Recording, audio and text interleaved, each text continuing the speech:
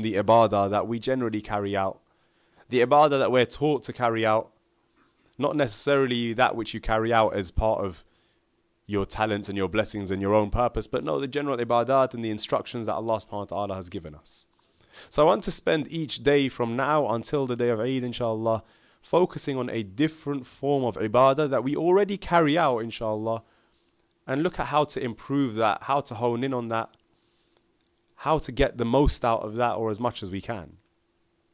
And today, I turn to the absolute source of knowledge. The ibadah that I want to focus on today is the absolute truth.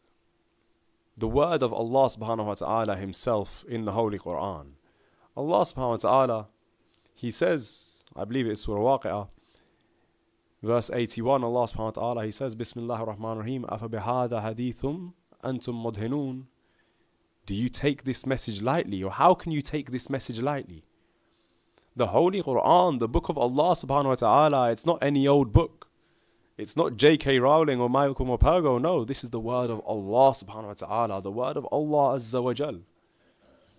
So how can we do it justice? How can we do justice to the word of Allah subhanahu wa ta'ala, to the word of our Lord? The first thing is to recognize that we can only do justice to the word of Allah in each of our own capacities. What doing justice to the Quran looks like for me will not be the same as what it is for you. Each of us will have a differing level of understanding of the Holy Quran, a different capacity to learn from the Holy Quran, to understand the Holy Quran. But what does it mean to do justice to the Holy Quran in the first place? First and foremost, we have to try and recognize to the best of our abilities what this Quran is. And in these days, there are few better examples right in front of us of how important the Holy Quran is. Few better examples right in front of us of how key the Holy Quran is. You want to see the magnitude of this holy word of Allah. You want to see how great this holy word of Allah subhanahu wa ta'ala is. Just look at the impact it has on those around it. Allah subhanahu wa ta'ala sends the revelation of the Quran down through Jibreel. Jibreel becomes Ruhul Qudus, the greatest of all of the angels. He sends the Quran down to our holy prophets. Our holy prophet becomes the greatest of all the prophets. He sends the Holy Quran down in the month of Ramadan. The month of Ramadan becomes the greatest of all of the months. He sends the Holy Quran down in the nights of Layali Qadr, and Layali Qadr become the greatest nights of all the nights, greater than 1,000 months. Recognize what this Quran does for those who it reaches. This Quran elevates you more than we can ever imagine. Here Allah subhanahu wa ta'ala, He's saying, do you take this message lightly? أَفَبِهَذَا حَدِيثٌ أَنْتُمْ مُدْهِنُونَ. Do you take this message lightly, or do you take it with weight? Do you recognize it for what it is? Oftentimes, when somebody comes and they recite the Quran, you say, MashaAllah, they recite it very well. When a speaker, they take the words of the Holy Quran in their speech, MashaAllah. Great verses, MashaAllah, he used beautiful words from the Quran. But in our minds, often, it's still that person speaking. It's still that reciter reciting. What we sometimes fail to make the connection between is that this isn't the words of Sayyid Zaki, or if it was a reciter, say Jalal Masumi, for instance. These aren't the words of the speaker or the reciter. No, these are the words of Allah subhanahu wa ta'ala. How many times do people, and we see it nowadays more and more often, right? People will go and they'll read the autobiographies of famous people, of rich people, of powerful people, of successful people. I want to read the autobiography of Sir Alex Ferguson and Arsene Wenger because they built some of the greatest football teams in history. Baba, Allah subhanahu wa ta'ala created the entire world. He built the entire world in 6 days, and you want to tell me that his book is the one that you're going to leave behind? You'll read the autobiography of every other person who you consider to be successful, but Allah Azza wa Jal himself, He's sent you guidance, He's sent you this book, and you won't read that. And then we turn around and we cry, I don't know what to do in life. I don't know how to be successful. I don't know how to gain prosperity. I don't know how to get what I want. The blueprint is there. It's ready for you. It's made for you. We just have to pick it up and look at it. We just have to read what the Holy Quran says. recognize that it is the word of Allah subhanahu wa ta'ala. And then understand what this Quran is, because we know we can never take from it everything that it has to offer. But what we must do is build our relationship with that Quran. You want to do justice to the Holy Quran, build your relationship with it. It's not like any other book that you read and then you put down. No. It's something that you should ponder over, reflect over, something that you should learn from, something that you should try and understand to the best of your ability. Your relationship with the book of Allah subhanahu wa ta'ala is as good as your relationship with Allah subhanahu wa ta'ala himself. See, as you get older, how much you converse with your friends, how much you speak to them, how much you meet them, that seems to die down. It seems to dwindle a little bit. One of my closest friends, I see him once every 3 weeks, if that. And I can say without a shadow of a doubt, he is one of my closest friends. But we just don't get to meet each other anymore. We're busy. He's working, I'm working. He's married. He's got things to take care of. I've got lectures to do. I've got all of these things going on. It's harder for us to continue to meet each other, continue to see each other. So the fact that we meet each other less, does that mean that we are less close? Does it mean that we have lost the bond between us? No, we're still very close. We still recognize that we're very close. But there's an extent to that, right? If I go 3 weeks without seeing him, fine. That happens. It's normal. Turn that to 3 months. Turn that to 6 months. Can I still say with absolute certainty I am as close with that friend if I've gone from seeing him at least every 3 weeks to now every 6 months? That 6 months will turn to a year. See, our communication, it matters. It shows us for ourselves more than anything else the level of a relationship we have with something, with somebody. My relationship with my Quran is indicative of my relationship with my Lord. If I want to say that I absolutely love my Lord, I want to say that I have complete love for Allah subhanahu wa ta'ala, then why can I never pick up his book and read what he has written? Why can I never turn and look at what Allah subhanahu wa ta'ala is telling me, what he is teaching me? See, for those of you in the room who are parents, which is most of you, how difficult is it when your child just refuses to listen to you, even though what you're telling them to do is for their own benefit? Do your homework now, play later. But no, they want to play now, at the last minute, midnight, when they're meant to be asleep, they're rushing to do their work. You knew.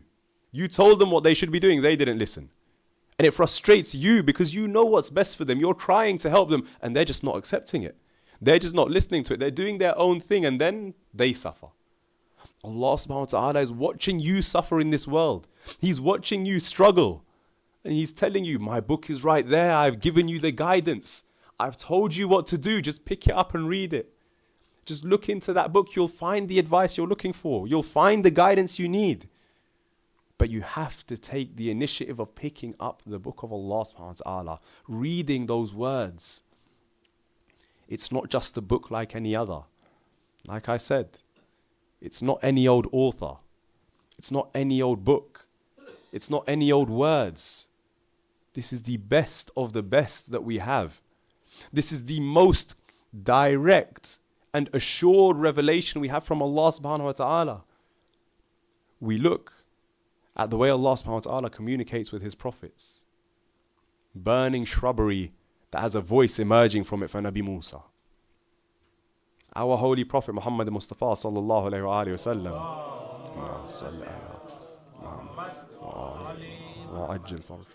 called up to the heavens and addressed by Allah subhanahu wa ta'ala himself. We look at that and does your heart not think, if only my Lord were to speak to me like that? If only my Lord were to address me like that one day, where I would be able to speak to my Lord. If you never listened to the words of your Lord while they were there in your homes all along, then what chance do you have of your Lord calling you to speak to him directly? It's there. It's in each and every one of our homes. But we neglect it. And that's the sad matter of truth. It's neglect. It's a certain arrogance and ignorance because we know it's there. We know what it is. But we've just left it behind. Your relationship with the Quran should be one of love and beauty. There's certain things that you take from the Quran, and there's different purposes behind reading the Quran. One, and I really, really would love if everybody were to go away and just do this one thing. Sometimes just sit and listen to the Quran and just lose yourself in its words. Do you know the beauty that is within the words of the Holy Quran? When you sit and you listen to the Quran, you yourself will have experienced there's peace.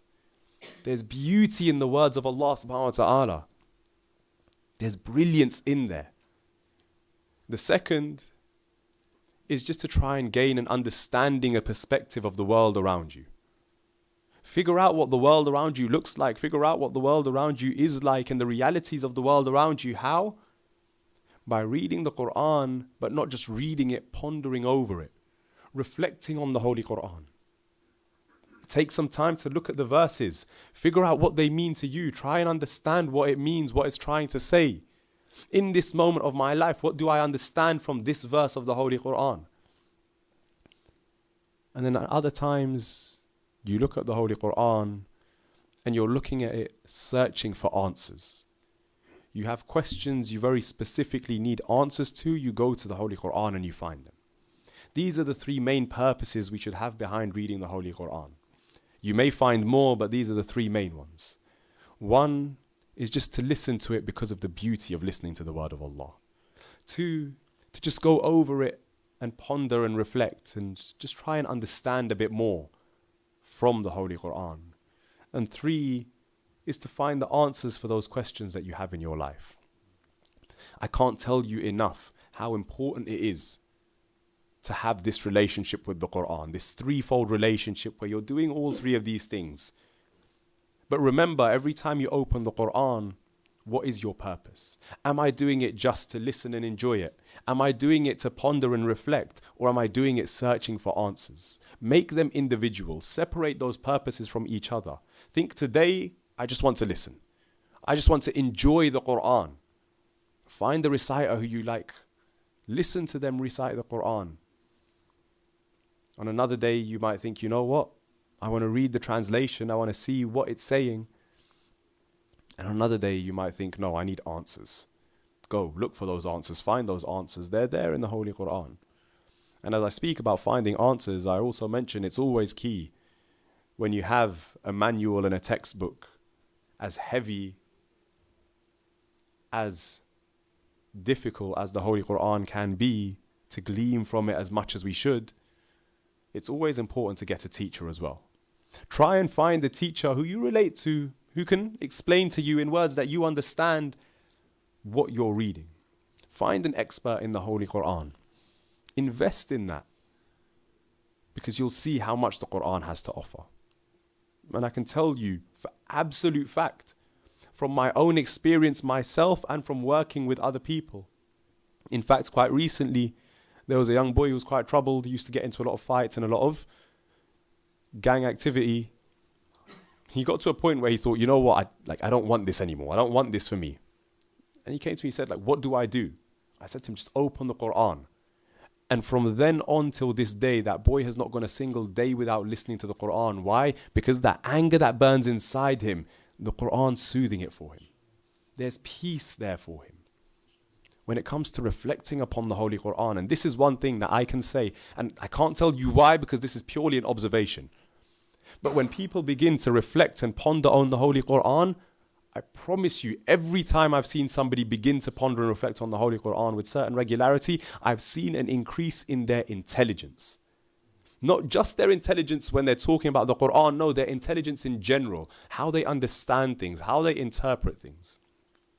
One of the most beautiful descriptions of intelligence that I ever heard was that intelligence is the ability to know two things and to understand a third thing from them. I know X and I know Y, so I can figure out Z. I'm able to understand new things from facts that aren't immediately in front of me, but I've taken different facts, I've put them together, and I've understood, okay, that's what this means. Or I've understood, okay, this also must be true as a result. That's intelligence. Intelligence is about how you think, how you understand. I can say this with absolute certainty. Everybody I know who's picked up the Quran and started reflecting and pondering on it, everybody I know who started looking at the Quran and gone, you know what? I wonder if this is linked to this. You know what? This verse, this reminds me of something else I've heard. Let me go find the other verse that I've heard. That sounds like it might be quite complicated. Some people just look at it, ponder over it and think, you know what? This description that Allah subhanahu wa ta'ala is talking about in old Arabic, in what you call Fasih Arabic, Baligh Arabic, old school Arabic from 1400 years ago. It's not even the same as today's Arabic, let alone the English translations that we have. When they look at it and go, Allah subhanahu wa ta'ala, when he says this, what does that mean in modern terms? What does that mean today? Allah subhanahu wa ta'ala, when he says X thing, what does he actually mean by that? It's important that we take time to ponder and reflect on the Quran. And I promise you, every time I've seen somebody do this, it's increased in their intelligence. You can see it when they're talking about anything, be it the Quran or anything else. You can see the way this person thinks has changed. It's developed. It's improved. There is intelligence and understanding in their words. And it comes across. So pick up the Quran, ponder, reflect. Look at the translations. And one thing, as I mentioned this, there's a brilliant website, quranreflect.com. It's literally just that, quranreflect.com. It allows you to go and leave your own notes and your own reflections on the Holy Quran. And as I mentioned, leaving reflections and notes on the Holy Quran, it's important to make a very clear distinction here. There is a distinct difference between your reflections and a tafsir of the Quran. A tafsir is an educated explanation of what the Quran is talking about. Your reflections are your personal thoughts, understandings, and interpretations. They're not necessarily an educated understanding of it, not to the level of the mufassirin, of course.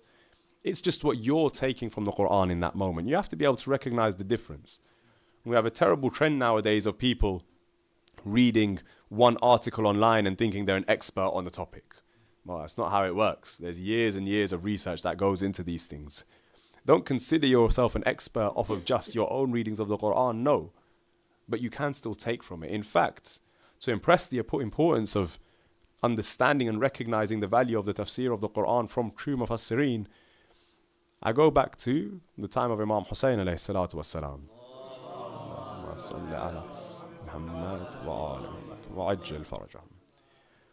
Where the people of Basra, they write a letter to our holy Imam asking about the meaning of Samadiyya, of kind of eternal existence. And the Imam, he writes a letter back, but the very first line of that letter, the very heading of the letter that Imam Hussein writes back to the people, what does he say?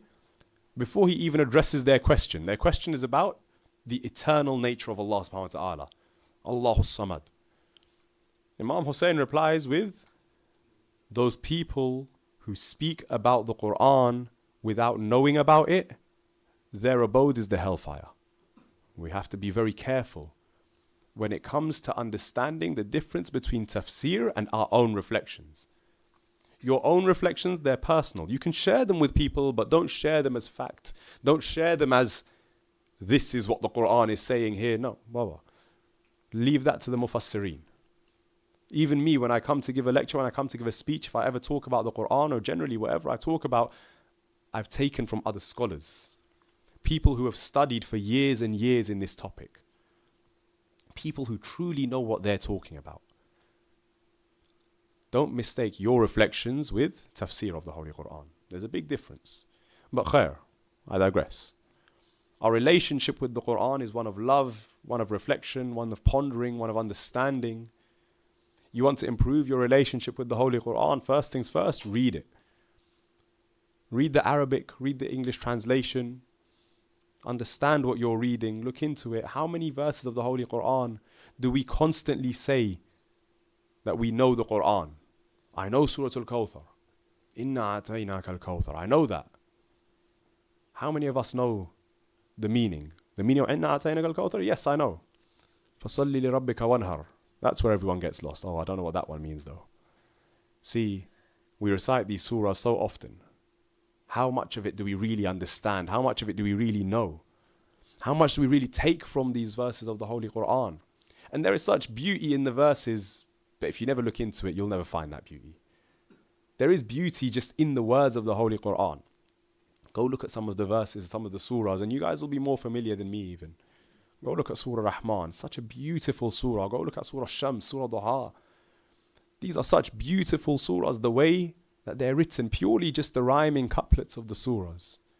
The nature of how it's written, there's beauty in there. This is our relationship with the Holy Quran. You want to improve your relationship with the Quran? First of all, pick it up.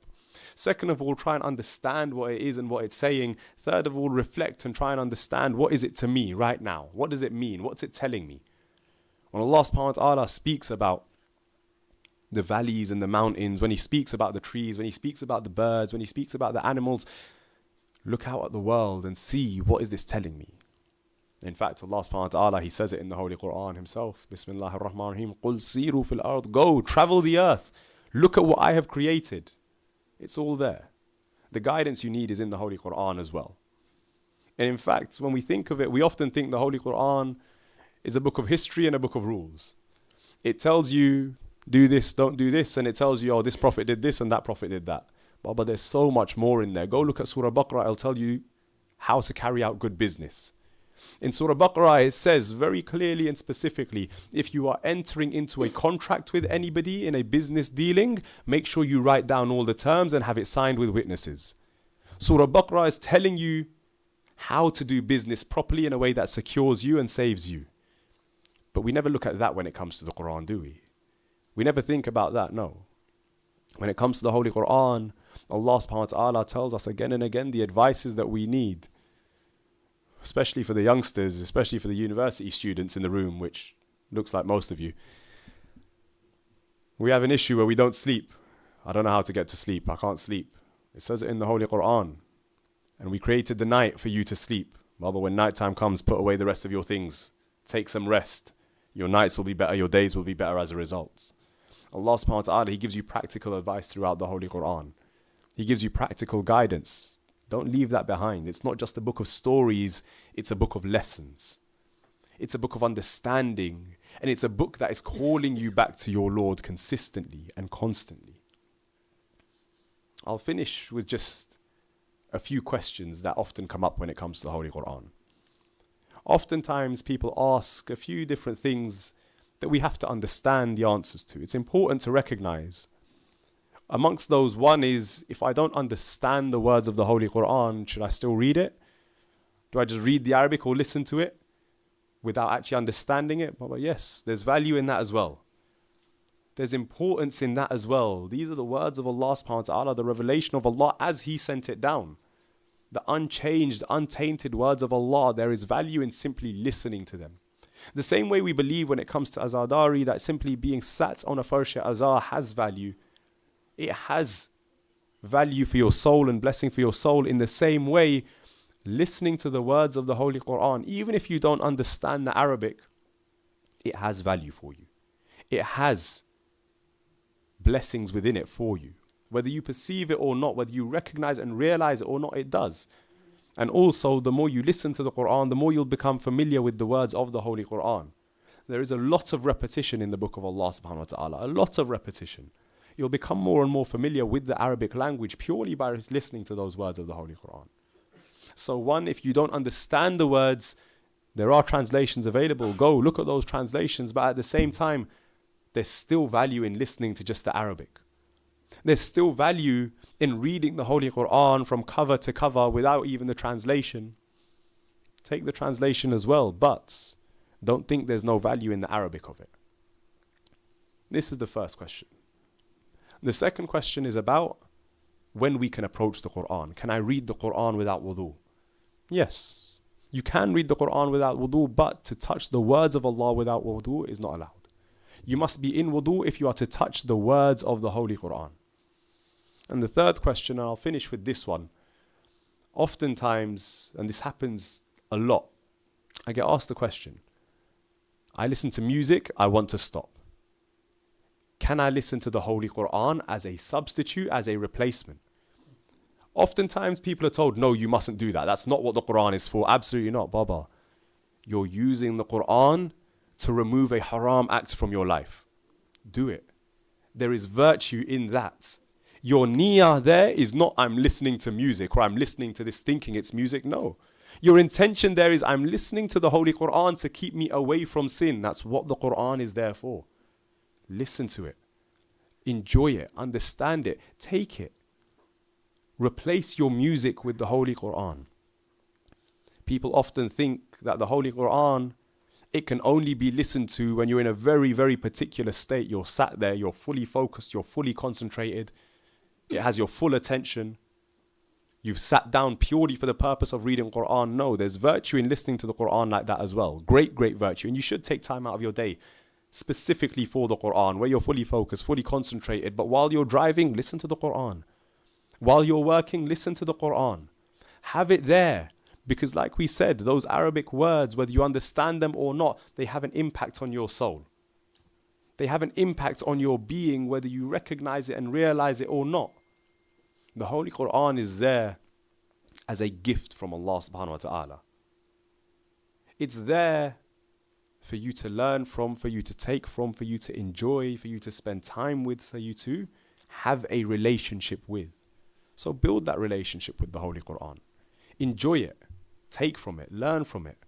Make it your go-to guide whenever you need an answer. And above all, take time to really understand it. Understand it from what the Mufassireen are saying in their tafsirs, and understand it from your own reflections as well. From the educated and academic perspective, and from the personal and subjective perspective. From both of these sides, take from the Holy Quran. Recite aloud salawat ala Muhammad wa ali Muhammad.